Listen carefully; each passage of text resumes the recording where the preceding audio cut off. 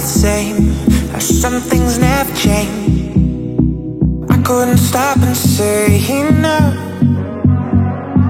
So the same, but you won't take the blame, even when you are blowing up. Oh my, you're my broken love. Nobody's gonna save. Salut les amis des RFLJ, j'espère que vous allez bien. Aujourd'hui, nouvelle vidéo miniature, comme je vous l'avais promis la dernière fois lorsque on vous avait présenté avec l'ami René sa Renault 21, alors qui n'est pas la même que la petite noire que vous voyez ici, puisque la noire c'est une turbo, mais bon, on peut imaginer que c'est celle de René. En plus, ils n'ont pas la même couleur.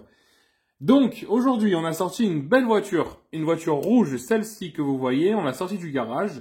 On va vous la présenter. Alors, je ne sais pas si vous aviez vu un petit peu hier soir sur Instagram, RFLJ Autocollection d'ailleurs au passage. N'hésitez pas à vous abonner si ce n'est pas encore fait.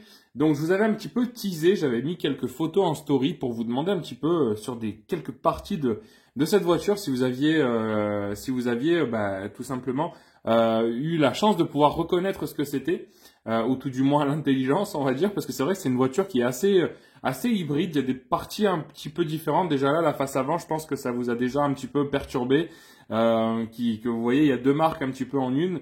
Donc voilà, donc c'est une voiture vraiment intéressante à vous détailler, donc c'est ce qu'on va faire aujourd'hui. Donc, on l'a sorti du garage, vous voyez un petit peu derrière, le petit diorama qui est en place. Donc, la voiture, comme vous le voyez ici, c'est une Citroën. Vous reconnaissez les chevrons.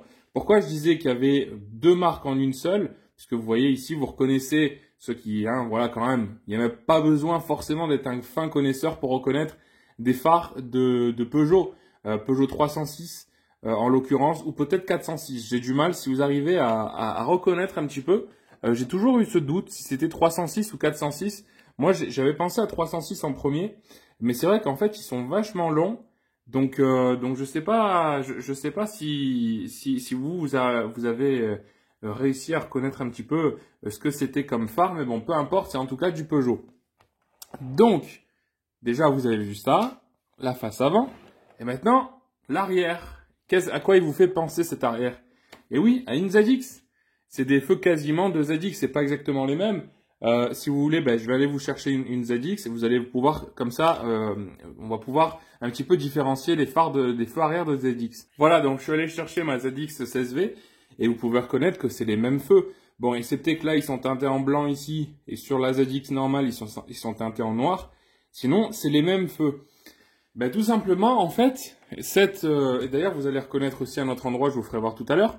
Tout simplement, en fait, cette Citroën, c'est une Citroën Élysée, donc c'est un véhicule chinois.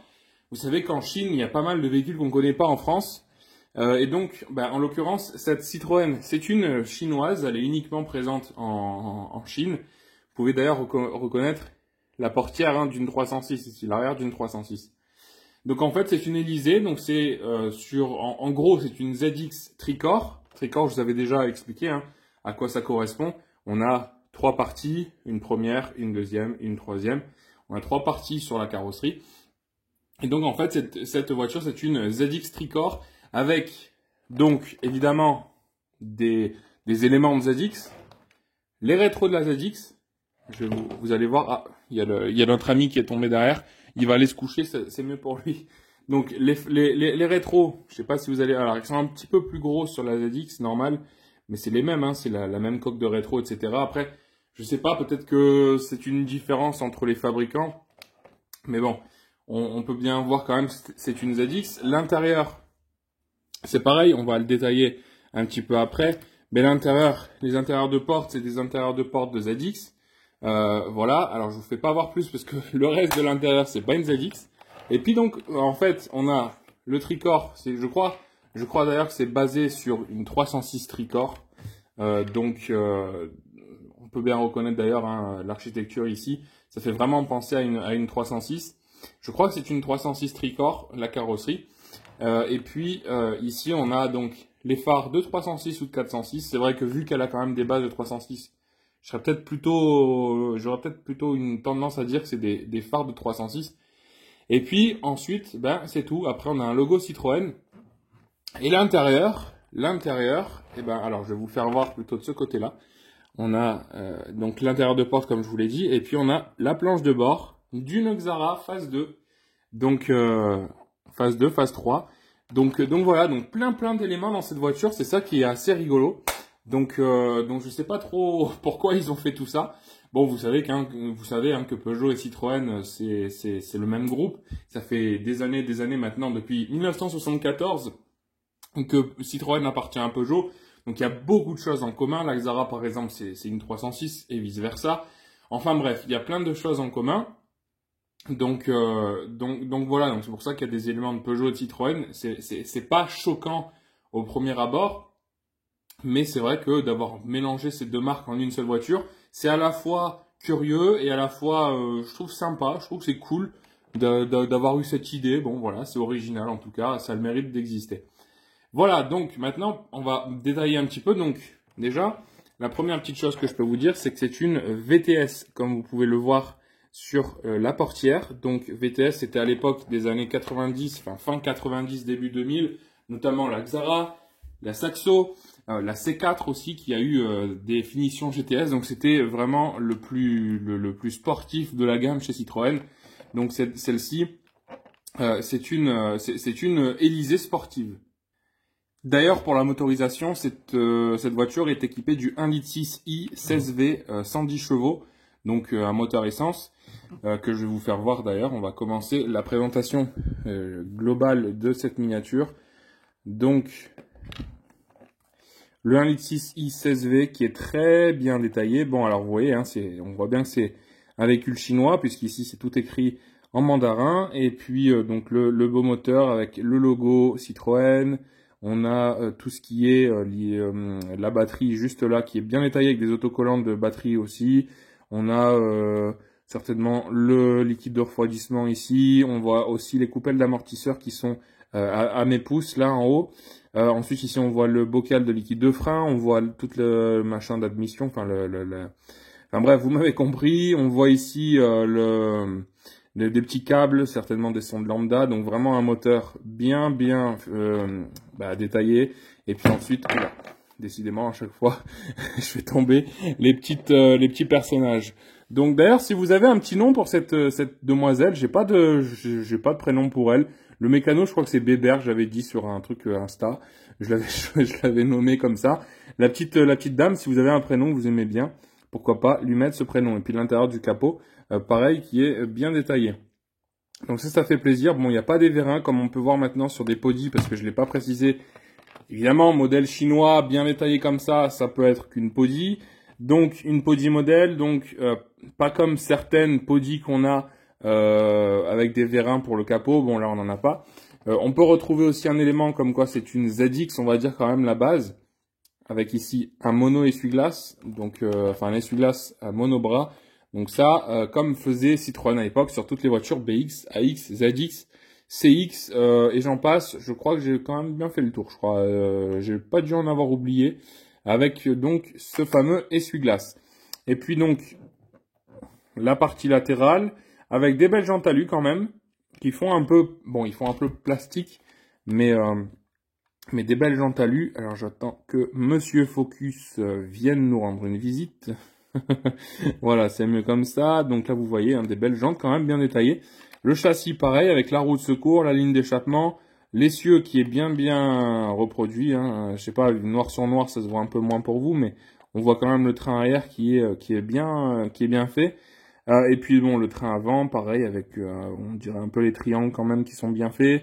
Un petit cache sous le moteur, les longerons. Bon voilà, vraiment un châssis bien détaillé, avec un peu des flexibles, on a l'impression de voir aussi. Donc c'est très propre. Là, en dessous du coffre, pareil, c'est très joli la sortie d'échappement. Voilà, l'intérieur, alors il y a que les deux portières qui s'ouvrent, donc c'est quand même une miniature assez ancienne. Je sais pas de quelle année elle est. Si vous le savez, dites-le moi. Mais en tout cas, bon, elle est quand même assez ancienne. On a que les portières avant qui s'ouvrent. Un bel intérieur rouge qui va faire sur deux bitons, enfin un biton rouge, deux tons de rouge. Qui vont bien avec le reste de la carrosserie. J'aime beaucoup cette peinture, cette couleur. Je trouve que ça lui va vraiment bien. L'intérieur de porte aussi en rouge, un peu flashy, c'est quand même assez joli. Et puis donc intérieur de Xara avec le volant. Comment je reconnais que c'est une phase 2? Eh bien tout simplement parce que elle a le volant de la phase 2 et elle n'a pas de ici, elle n'a pas de petit rangement sur le haut, c'est l'airbag, c'est pas le deuxième. Voilà, on a l'impression qu'il y a un petit taquet là pour ouvrir, mais pas du tout. Hein. Quand vous regardez la miniature de proche, on voit vraiment que c'est pas une ouverture. Donc c'est bien la phase 2 qui a été reproduite ici. Et puis des petits éléments gris qui vont ici. Alors tout ça, sur ma Xara, c'est des choses, bon, pas sur la boîte à gants, mais ici c'est des choses qui vieillissent très mal et qui ont tendance à se démonter assez facilement. Les fixations à casser. Donc là, c'est des trucs que je connais bien quand même. Il y a juste les aérations, je trouve que c'est un peu trop courbé. Sur la vue de haut, on voit quand même que les aérations remontent un peu trop, alors qu'en réalité c'est beaucoup plus plat sur le haut, là où vous voyez les aérateurs du milieu. Donc bon, c'est un petit détail. Sur la Xara grise qui est juste derrière, c'est pareil, hein, le tableau de bord est le même, il a ce même défaut. Voilà, après pas de siège qui s'avance ou qui se recule, je vais quand même vérifier. Mais de mémoire, ouais non, ils sont fixes, les sièges sont fixes, pas de boîte à gants. Pas comment dire, d'accoudoir central qui s'ouvre, etc. Donc bon, c'est un peu moins détaillé. Et pas non plus de trappe à essence qui s'ouvre. Donc voilà, petite différence avec les Podi actuels. Et puis ici, on a l'arrière, donc en tricorps avec le troisième feu stop qui se trouve juste là. Et puis donc, on voit encore des écritures en mandarin. Ici, Élysée, 16V. Donc ça, c'est joli. Et puis ici, au-dessus de la plaque, là, on a le logo Citroën. C'est ce qu'on retrouve sur les Xara phase 2 aussi. Donc c'est là encore, on voit un élément d'une voiture du groupe PSA de l'époque. Donc vous voyez, hein, on a le même ici que ici. Donc ça, c'est très bien fait encore. Avec des pare-chocs aussi, avec les petits joncs chromés. Là, ça, c'est plutôt pas mal et bien fait aussi. Et puis ici on a le coffre qui s'ouvre avec, bon, c'est pas trop détaillé, on a quand même une feutrine au fond du coffre. Par contre on n'a pas, ça se soulève pas, il n'y a pas de roue de secours puisque vous l'avez vu, elle est juste en dessous de la roue de secours. Donc voilà, bon bah je crois qu'on a un peu fait le tour de cette belle miniature. Donc Citroën Élysée, de chez Podi Model, qui doit être assez rare maintenant à trouver.